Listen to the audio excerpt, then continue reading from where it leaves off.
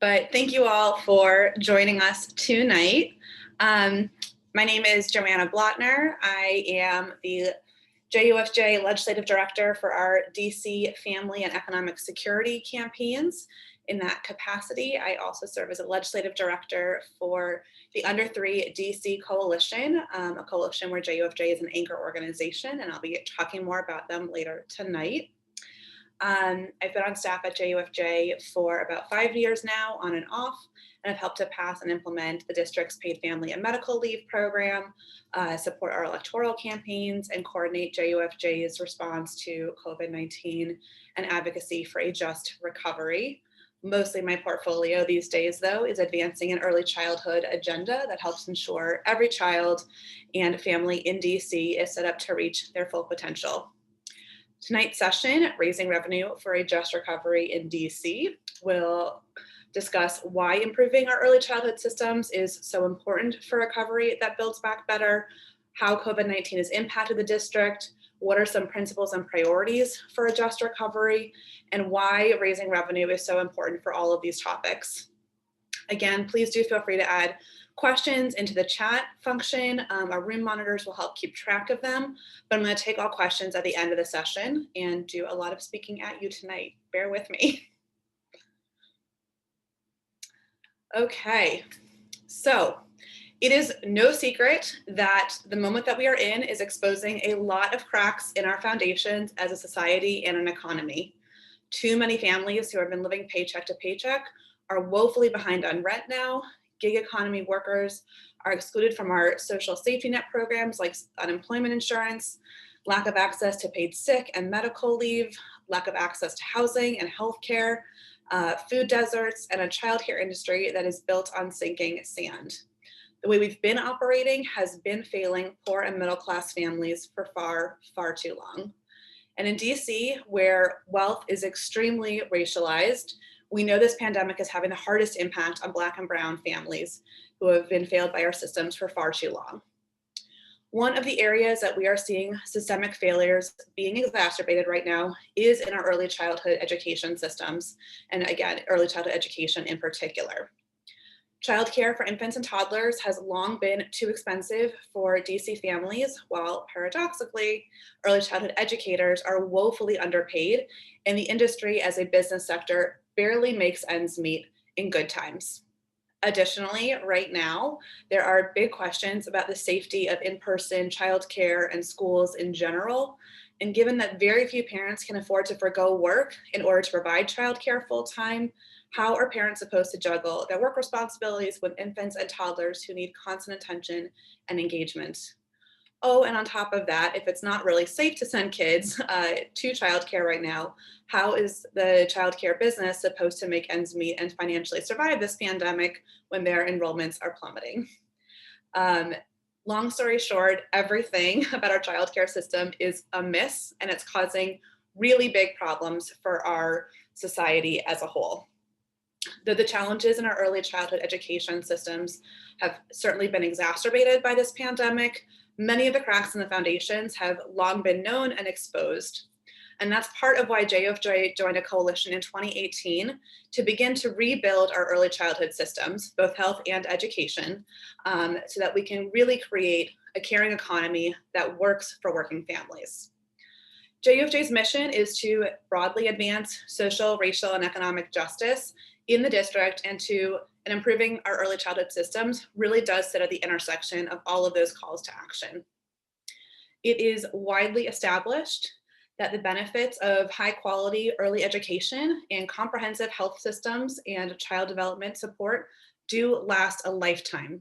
Yet even before this pandemic, race, income, and zip code severely limited opportunities for youngest residents.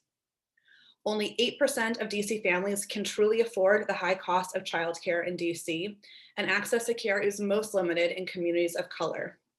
One of the starkest data points for me is that in Ward 7 and 8, those are the only two wards in DC where childcare costs more than 50% of a family's income for a majority of residents, highlighting again the very racialized disparities in access to early learning opportunities. And the consequence is that Far more Black families are locked out of access to high quality early childhood education, meaning that kids start pre-K already behind their whiter and wealthier counterparts, creating really a tale of two cities when it comes to academic achievement. The city can and the city must do better. The city must also do better by early childhood educators and business operators who are woefully underpaid, even though they are essential for providing care and developmental support during a child's most important developmental years. Not to mention, caregiving is the work that makes all other work possible. Parents, and women in particular, cannot participate in the economy fully without childcare. On average, early childhood educators make only $33,000 a year with very limited benefit offerings. By contrast, a DCPS teacher earns approximately $93,000 between salary and benefits. Paying early childhood educators so little for such important work is wrong, and it's a reflection of centuries-long racist and sexist norms that relegated childcare to un- or undercompensated labor performed largely by Black and Brown women. Paying early childhood educators good living wages that reflect the importance of the work that they do will not only help to close racial and gender gaps, wealth gaps in the city, it will also help to uplift their families and communities, create good paying jobs and new job opportunities, and improve the quality of care that our infants and toddlers receive. It is a win-win for everybody. Creating a better, more functional, more just early childhood system has long been important, but now it's more urgent than ever. We simply cannot have any kind of recovery if we do not ensure that the childcare sector is built back better. Parents can't get back to work, businesses can't operate fully without their employees, and opportunities for the district's children will be further limited if we permanently lose childcare offerings, which virtually every locality in the country is bracing for right now without urgent public investments. In DC, our partners at the DC Association for the Education of Young Children and DC Action for Children conducted a survey of the field, and they found that more than 6,500 childcare seats could be permanently lost from the pandemic if we don't help the industry weather the storm. And for comparison purposes, DC already only has enough childcare seats for 1 in 3 kids to begin with. Fortunately, there are solutions and roadmaps out there to build back better. So DC is on the cutting edge of policies that advance caring economies and help to support working families. A decade ago, we created the universal pre-K system for our 3 and 4-year-olds and passed our first paid sick leave law. We then expanded paid sick leave to all workers in 2013, and in 2016 enacted the country's first new social insurance program in half a century. That was the Universal Paid Leave Act. That law went into effect this past summer, July 1. People can now take advantage of paid family and medical leave benefits. And in 2018, the DC Council unanimously passed the Birth to 3 for All DC Act, which is a legislative blueprint for how to augment comprehensive health supports for families with young children and for how to holistically improve early childhood education, whether when it comes to quality, access, and accessibility, while strengthening the financial stability of the sector as a whole. It's an ambitious piece of legislation with an even more ambitious price tag, but it is the gold standard in creating systems change for early childhood education that will really set up children, parents, educators, and business operators for their greatest success. I'm not going to walk you through every piece of the detail of the legislation because it is very complicated, but I am going to walk you through the loop-de-loop flow chart here to kind of help illustrate the domino effect or the ripple effect that we're trying to create with this law. So the underlying premise of the bill is to strengthen the district's child care subsidy program to advance the quality, availability, and affordability of the child care sector, while again, simultaneously reinforcing the financial stability for business operators. Child care subsidies, also sometimes called vouchers, help to offset child care costs, enabling parents to go to work or to school while their children engage in positive learning experiences. Currently, families with very low incomes receive fully subsidized care, while other families make small co-payments based on a sliding income scale. When the Birth to Three law is fully phased in, all families will be able to participate in the child care subsidy program so that no family is paying more than 10% of their income for child care. The law, however, starts by strengthening the existing subsidy program and the infrastructure to ensure that the amount the district is spending on the subsidy program truly reflects the full cost of providing the highest possible quality of care. So the law first requires us to raise subsidy rates. We're now at the first purple bubble. First requires us to raise subsidy rates to match the cost of childcare tuition in the private market. This means filling in a gap of about $7,000. We do not pay our subsidy providers nearly what it costs to fully educate a child. The law concurrently requires district to raise subsidy rates to match parity with our pay for kindergarten teachers. So through the subsidy program, allowing providers to raise the pay for their educators. By phasing in the increases in the subsidy rates, we will be incentivizing more people to stay in and pursue careers in early childhood education, more businesses to keep their doors open, childcare businesses to keep their doors open, and more care settings to participate in the subsidy program when they can finally make ends meet doing this. With those incentives, we will also be helping to create the right kind of environment for providers to expand childcare offerings, whether that's by opening a new site or a new facility, or for new people to become business entrepreneurs in the childcare sector, thereby to help increase the supply of childcare availability in DC, which again is right now, we only have a 1-to-3 ratio to meet our need. Additionally, with the financial stability of businesses and educators making good wages, we know we can improve the quality of care that young children receive because educators can afford to stay in the field and deepen their skill sets or pursue professional development opportunities, including obtaining higher degrees in child development. And the final piece of the bill will be to phase in that universal affordability. So ideally starting in 2025, childcare subsidies will become available to more moderate income families, with universal affordability being reached by 2028, ideally. This is, again, a very complex and ambitious law, but it really is the best vision out there. National experts all agree, but this is the best vision out there for remedying all the challenge points in the childcare sector and phasing in improvements in the right sequence of ways. Staying on track for the implementation of this bill is essential for our ability to build back better and building resiliency into our recovery plans. This is a core focus of JUFJ's work on pandemic recovery, though it is only one focus, and there are many other issue areas where DC needs to be making major investments to set our residents up for a just recovery, and again, a recovery that enables us to weather future storms. So switching gears, let's talk a little bit about the financial situation facing us as a result of this pandemic. Prior to the outbreak of COVID-19, the district was in the healthiest financial shape it had probably ever been in. That said, we know the economy was only working for some people. Income and wealth in the district has been highly concentrated at the top, mostly in white households. This reflects, again, a long history of structural racism embedded into our tax and policy choices, making it harder for families of color to build wealth for themselves or their children. Black median household income in DC right now is $48,000. By comparison, white median household income is $153,000, so a 3-to-1 ratio. And the pandemic is thriving on income inequality. Tens of thousands of our neighbors whose jobs were not well situated to work from home arrangements are out of work or are having their hours severely cut. They're going hungry, falling behind on rent, unemployment insurance allowances are quickly running out, and every day small businesses are announcing that they've made the tough decision to shut their doors for good.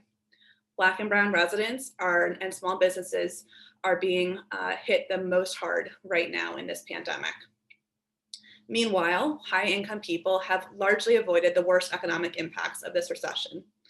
They've been less likely to lose their jobs, benefited from a rebound in the stock market, and have seen increases in luxury home values. Economists are calling this a K-shaped recovery, where those who were doing well before are doing even better, and those who were doing not so great before are doing even worse. So K-shaped like that. if you can see. Yet with this many people out of work and the economic activity really stuck in neutral, the district's budget has taken serious hits. In total, the district's revenue for the fiscal year 2020, which just ended September 30th, came in at nearly $500 million less than originally projected pre-COVID-19. And that hit occurred in just half a year.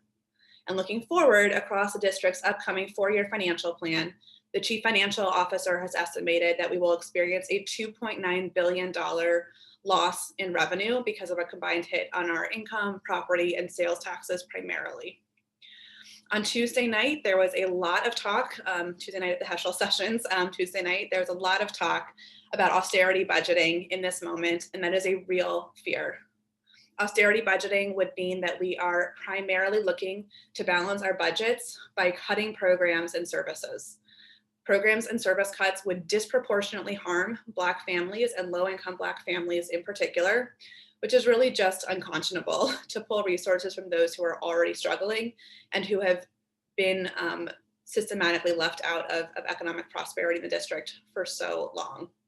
Letting people and communities fall further behind does nothing to build resiliency for the next crisis, and it's a betrayal of racial justice values that the city claims to uphold, which we just heard a little bit about in our earlier session. This doesn't have to be the future, though. We can make different choices, and we can build DC back better and more equitably. We need to not only prevent budget cuts to core human services, but we also need to ensure that we have new revenue streams to fully respond to this moment. So again, that yellow line, these things are all preventable. Before we do talk about new revenue, I just want to share this chart here from DC Fiscal Policy Institute that shows the financial impact of this moment. The dark blue bar is what the revenues were projected to be in early February of this year before COVID hit. The third bar in each year, the medium blue color, is the revenue forecast from just a few months back in September, which again shows a combined cumulative impact of $2.9 billion in lost projected revenue. And just yesterday, the CFO announced that we are likely going to need to trim an additional $100 million from the current budget year that we're in, on top of cuts that we already made in the budget that was approved in July.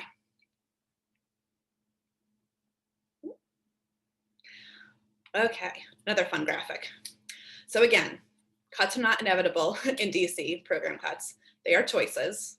And we can make better choices by demanding that we create more equity in our tax system to generate revenue and save critical safety net programs in the district. You might be surprised to learn that the district's overall tax code is not very progressive or fair. This chart helps to demonstrate that. So when you're comparing the lowest income residents, the far left bar, for people's overall tax responsibility with those of the top 20%, yes, there are some differences. But what I want to highlight here is that the top 80% of earners are paying virtually the same proportional share of their income in taxes. A truly progressive system would look more like a staircase and ask more of those with the greatest means. Every time I look at this chart, I get angry all over again that our highest income earners, that top 4 or 5%, pay less proportionally than our middle income families. This is wrong. And if there was ever a time to move away from this kind of flat system, it would be now. And look, our wealthiest residents can afford to pay more in local taxes. With federal tax cuts that have happened recently, wealthy DC residents will collectively get an estimated $400 million in tax breaks for households with incomes above $350,000 and close to $600 million for households in tax breaks for households with incomes of more than $200,000. This is money that we are leaving on the table for a just recovery if we do not recapture it with our local taxes. And recapturing even part of the federal cuts that have happened will still leave our wealthiest residents better off than they were for this pandemic. And bringing us back to childcare discussions as just an example of this, Our tax decisions, which drive our budgeting, are fundamentally moral choices. They reflect our values and how we care for one another in society. And they are vehicles for really intentionally advancing racial justice, or as happens way too often in DC, they turn into tools of oppression by failing to meet the needs year after year.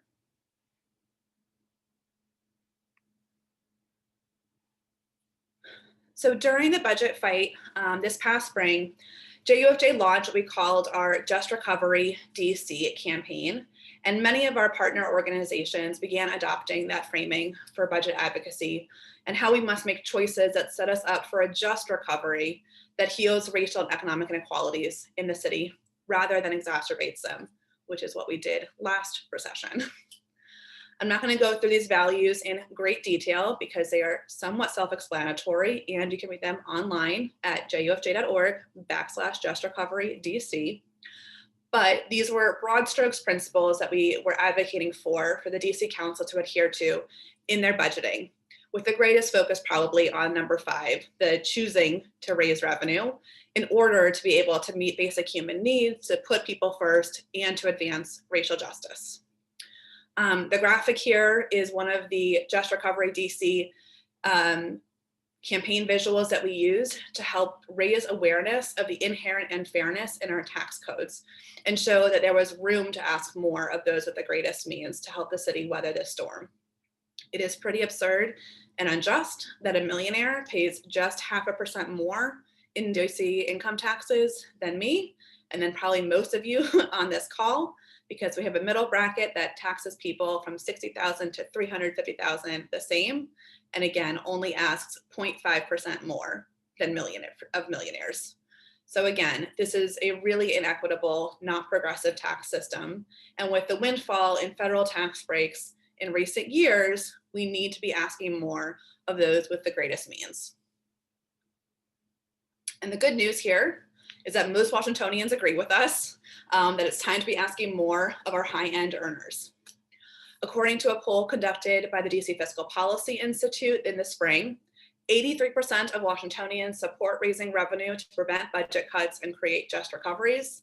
78% specifically support raising taxes on individuals earning more than $350,000, and still an overwhelming majority of people at 72% support raising taxes on individuals earning more than $250,000.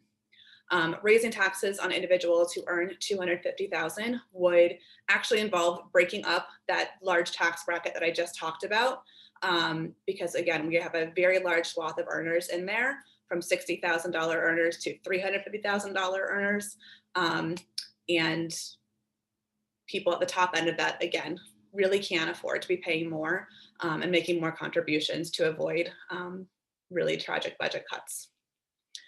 And for what it's worth, I also think it's a really positive sign and a reaffirmation of this polling that in the at-large council race, DC elected someone who publicly committed to raising taxes on high-end earners at that $250,000 threshold.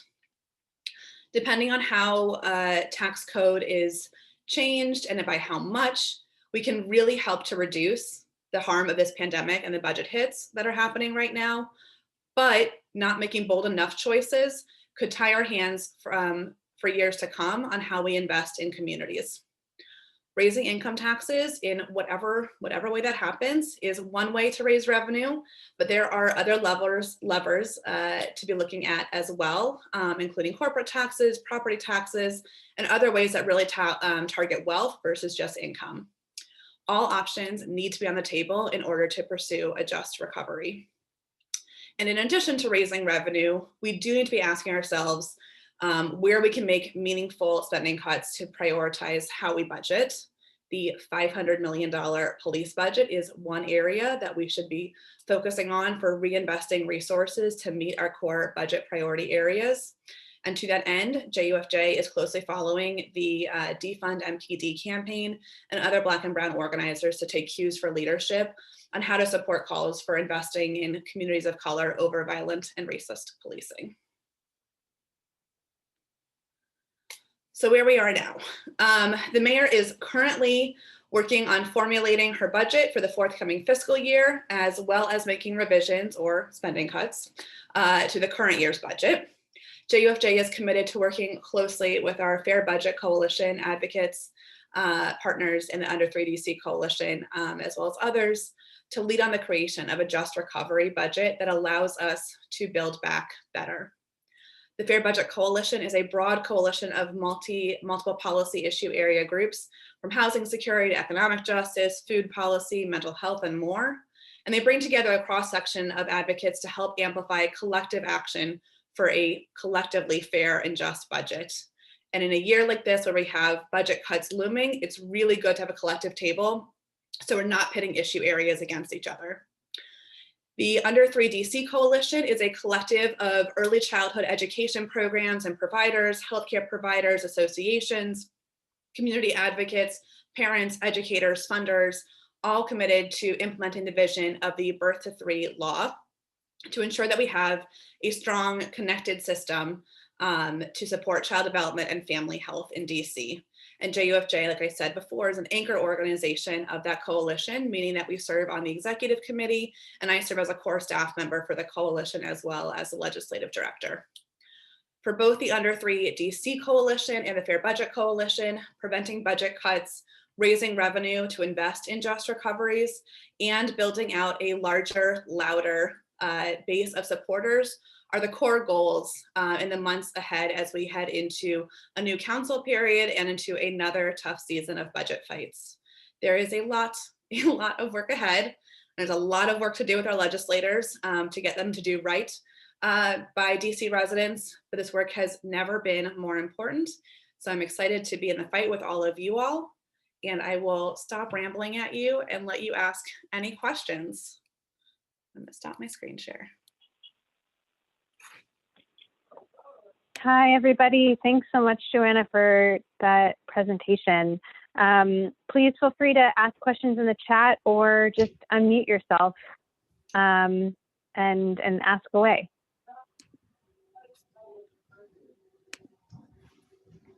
Hi, Sarah. Hi, Sarah. Can Hi, you hear Julia. me? How are you? Well, I have a question. How does the funding for birth to 3-year-olds affecting the public funding early childhood, or the funding from the mayor, which is for early childhood? Does that funding only cover public schools, or the funding, it is the total budget that she allocated for early childhood for DC is for only public school? Sure. You know, yeah, so that's what I'm kind of confused, because there are so many families who are not qualified, because there's a bracket with that, the early childhood. So where else can this fundings be allocated from the mayor? Sure. So I think the initial answer to your question is neither. For early childhood funding, we're really talking about infants and toddlers who are attending early childhood development centers or home-based care. So this is not the pre-K 3 and 4 program, which is I see. public school and our charter school system. The funding here is actually going to private small business operators.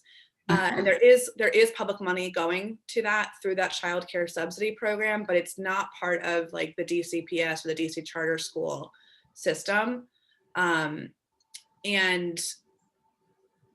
the challenge here is that we are really, really underfunding what the subsidy program would fairly cost to invest in high quality education. So we have put multiple millions of dollars in the child care subsidy program, and it is not enough to be able to enable child care providers to provide the highest quality of care or to meet the need in the city.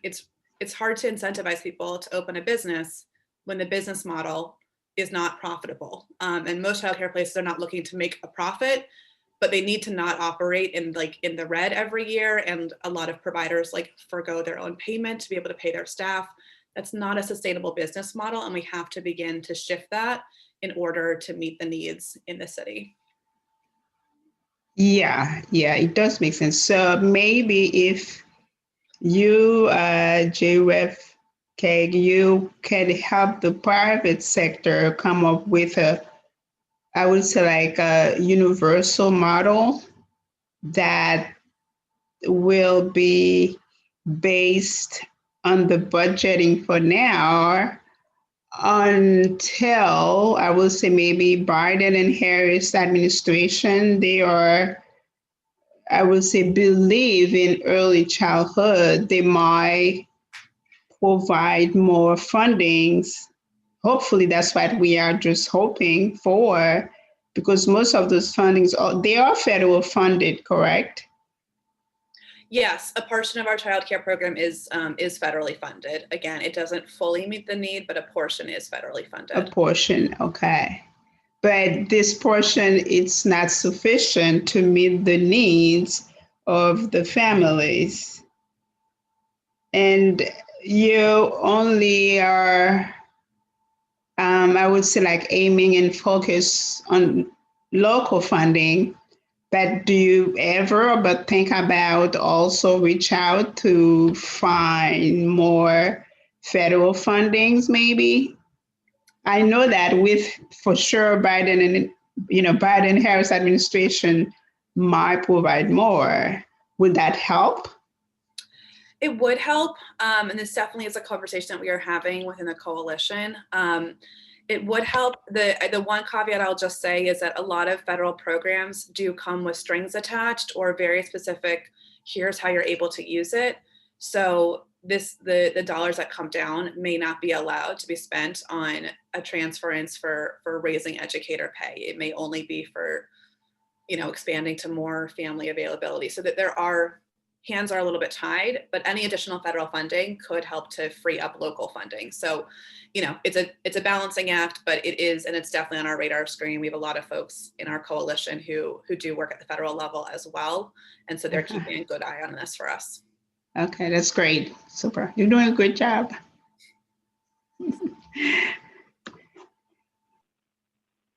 Thanks, Julia. Welcome, Sarah. I'm so glad to see you. You too, always. Yeah. Anybody else have a question for us, for Joanna? I could talk budgets all night, you guys. Joanna, I have a question. So I saw the mayor gave out $100 million in business grants yesterday. So do we have all that money? Well, what else can you say more about those grants? Sure. My latest frustration with budgeting.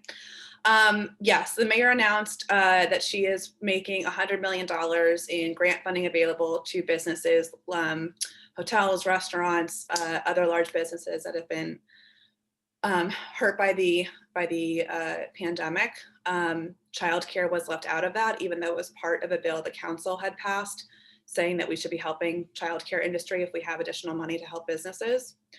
The thing that is most frustrating about this announcement is that she is taking money from our contingency reserves, and reserves really should be for helping people and for workers. And we have been begging, we collective advocates, not JUFJ, but advocates collectively have been begging for money to be used from the reserves to address getting hotel rooms for folks who are experiencing homelessness, to make sure they have safe, non-congregant housing, to provide additional rental assistance, to expand access to meals and to delivery. I mean, mutual aid is doing amazing work, but it should not have to be out of the kindness and generosity of someone's heart when we have millions of dollars sitting in reserves for the government to help people, but we can find millions of dollars all of a sudden for big businesses to keep their doors open when I'm not sure hotels are actually able to hire their workers back. So where is this money going? I think it's not that businesses don't need help right now. They absolutely do. But how are we thinking about using our funding creatively to meet people's needs first and making sure that we are supporting workers and not just the business owners. So I think it was a real missed opportunity, unfortunately.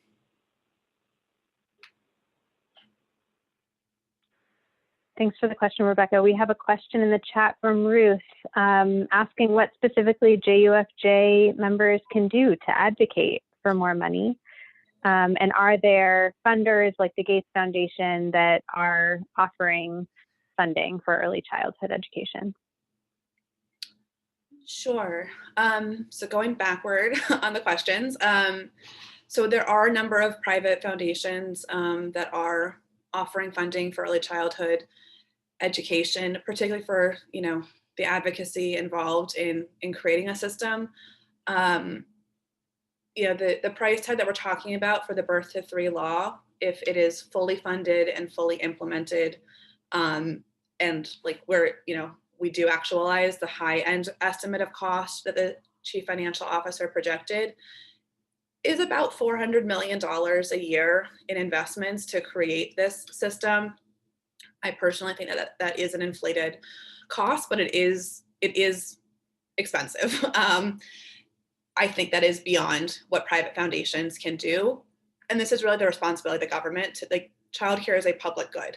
It makes all of their work possible. It sets up kids for success. This should be something that we are funding with government public dollars. And so private foundations are helpful and needed, but it really, this needs government level response and intervention. And in terms of what JFJ members can do to advocate for more funding, writing, emailing, tweeting, calling your council members, tweeting and calling the mayor to say that you need to put new revenue on the table to prevent budget cuts. It can be as simple and as vague as that, to just keep that message and that drumbeat going. JUFJ will be kicking into high gear in the budget season, you know, when we reach the new year, when we start the new council period, but every point of contact is helpful and needed.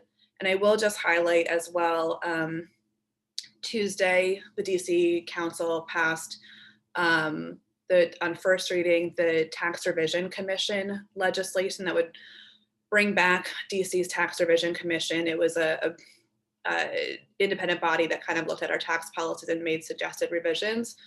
So it looks like we're going to be bringing that back to DC and making sure that there is language very intentionally in the mission of the Tax Revision Commission to say you need to create, you know, just recoveries and really focus on making sure that we are advancing racial equity in our tax policies needs to be written into the mission of the Tax Revision Commission. It is not. It will be focused on competitiveness, which means helping businesses usually, and that is just not it's a missed opportunity if we don't include that language in there. So yeah. Can I ask a question? Yeah. Actually, I have two questions. One is about like how you think that the potential shrinking of the budget or the austerity measures like is going to sort of play out in council and like their willingness or, you know, urgency around passing like the Birth to 3, like not passing it, but funding it. Like just, you know, maybe with different council members, how you sort of see that playing out. And then the other question is like, it strikes me that this is like a government funding solution to what some might say is like a business problem of like, well, you know, why isn't there like an economic market-based solution to this problem? And so I'm wondering like, if there are other examples in other cities where like this has been tried successfully, either through like a program like this or, you know, in some other way. Yeah, great questions. So in terms of just kind of like reading the tea leaves in the council of what's to come, I do think overall heading into the next council period, we have a better makeup of the district council. I think most notably swapping Janice Lewis-George for Brandon Todd is a massive victory. I'm very proud just saying that. You know, Brandon Todd is one of the mayor's closest allies. He was the only person to vote against like police accountability measures earlier this week. So Janice will be a real champion for working families. That helps to move us closer to a majority of people on the council who care about people, which is great. I do think Christina Henderson is, childcare was a huge part of her campaign and platform. She cares deeply about affordable housing and our education systems. So I do think she will be, similar and in line with Grasso in terms of, again, focusing on putting people first on the council. But I do think that there is going to be some work that needs to be done with her to really shore up her commitment to putting new revenue on the table. It is never easy to get legislators to raise taxes. Like, we should never take that for granted. And even having Brooke Pinto, who's not that new anymore, but new on the council, as opposed to Jack Evans, is again like a pretty impressive shift.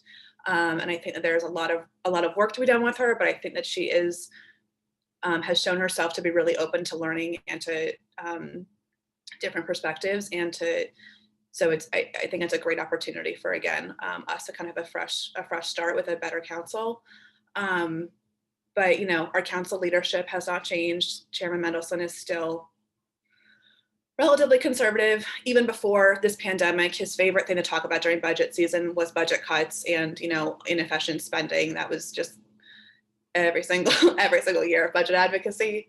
And one of the biggest challenges is that our mayor is not committed to a lot of the principles involved in a just recovery. I think, again, her funding for the business community, taking that money out of reserves, is just a further example of that. So that is a real unfortunate roadblock.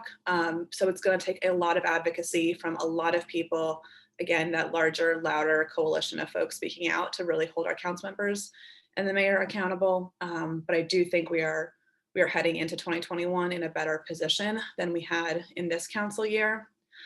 And in terms of other jurisdictions that have done anything similar to the Birth of Three Act, I think we're the first. This is kind of like what your national childcare experts could like dream up and envision of a better childcare system. This is kind of that blueprint bill. One of the people that helped to like design and create and think about it was actually part of Hillary Clinton's like early childhood planned for transition team, and was helping advising on the campaign. So I think would be the first jurisdiction to implement this. We were also like way ahead on our universal pre-K system. So there isn't really anything else out there like this. And I think one of the hard things about the childcare, as a business model, is that you really can only ask parents to pay so much, particularly in expensive cities. And care for early for infants and toddlers is just much more expensive than any other care. Infants and toddlers need constant attention, constant engagement, developmental stimulation in ways that like you can have one teacher per classroom. For first graders or high schoolers, you need one teacher, one caregiver for like every two or three kids when it comes to infants. So it's just really out of balance. We have regulations that require childcare facilities, rightly, to be ground floor establishments, so you can like evacuate quickly with strollers and everything for like a fire drill. Ground floor real estate is far more expensive, particularly in a city, than any other office lease space. There's just, the cards are stacked against it, unfortunately.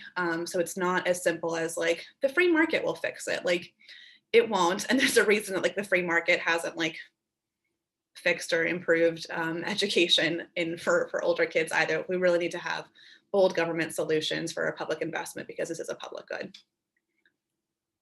Thank you. I know we're running close on time, but I think we have time for one more question. So the other question, actually, I have two questions. When you mentioned about you mentioned that the early childhood, the child care is fully funded per family, or in what sense? Let's say it's fully funded for the family to meet the cost of the daycare, or is it fully funded as far as the city was from the DC Council? What do you mean by fully funded when you say that? Sure. So the subsidy program right now does fully cover childcare for our lowest income families in the district, folks who have very, very low incomes or who are not working because they are in school. Some parents pay co-payments of small amounts to cover childcare. But when I'm talking about fully funding in this context, I'm really talking about fully funding the implementation vision of the Birth to Three law, which when we get to that point, the way that it will look for families who are navigating childcare expenses is that our families who are very high-end earners are not going to be paying any more than 10% of their income for childcare. And most families, because most families in DC are actually like moderate income families, are going to be paying closer to like 7% or less. And it's a sliding scale. So some families will still pay nothing. Some families will pay like 1 or 2% of their income. And for moderate income families, it'll be closer again to like 7 or 8%, which is sort of the standard national definition of what childcare affordability is that you're not paying any more than 7% of your income for childcare on a monthly basis. So does that mean, so the question is there, does that mean the DC Council kind of regulated the rates, or is it by the Department of Human Resources? In other words, the DC law. Is this between the DC Council and DC law with, human, resources and all those kind of things that regulated the rates? Or is it only one part? Do you understand that? It's kind of complicated because, I've heard from family, I live here in the district, and then the rates is just unbearable. They cannot afford it. Yeah. So I've not read anything about the regulations of the daycare in the district for business owners to follow the guidelines or anything like that.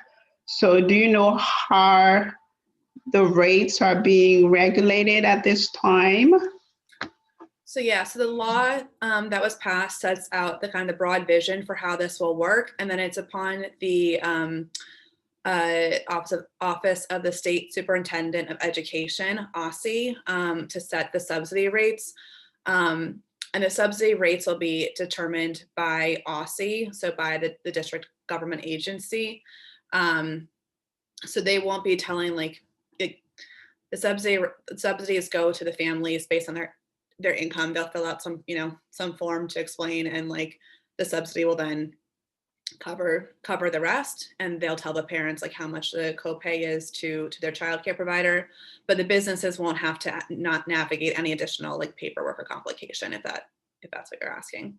But it's mostly OSSI who's going to be navigating and setting the subsidy rates. Department of Human Services does technically issue the subsidy voucher programs to families right now, but I think that may shift down the line. Great.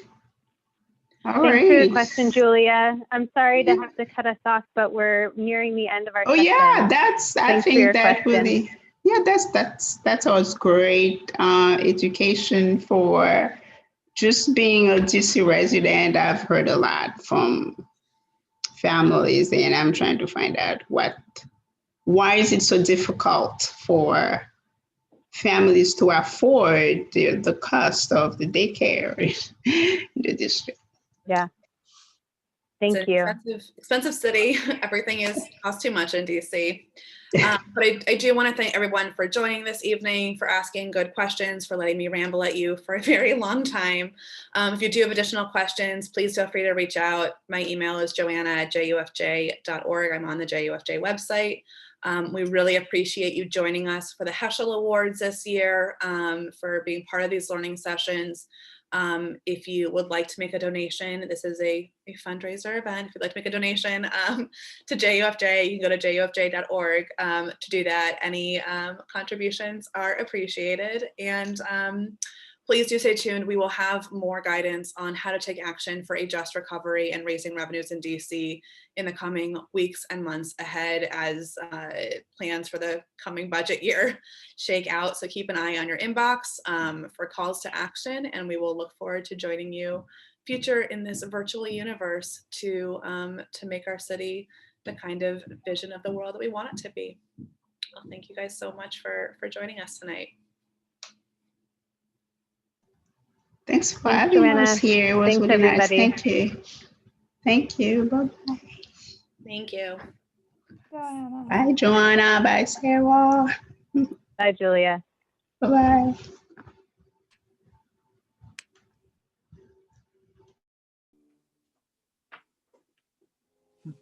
Good night, all.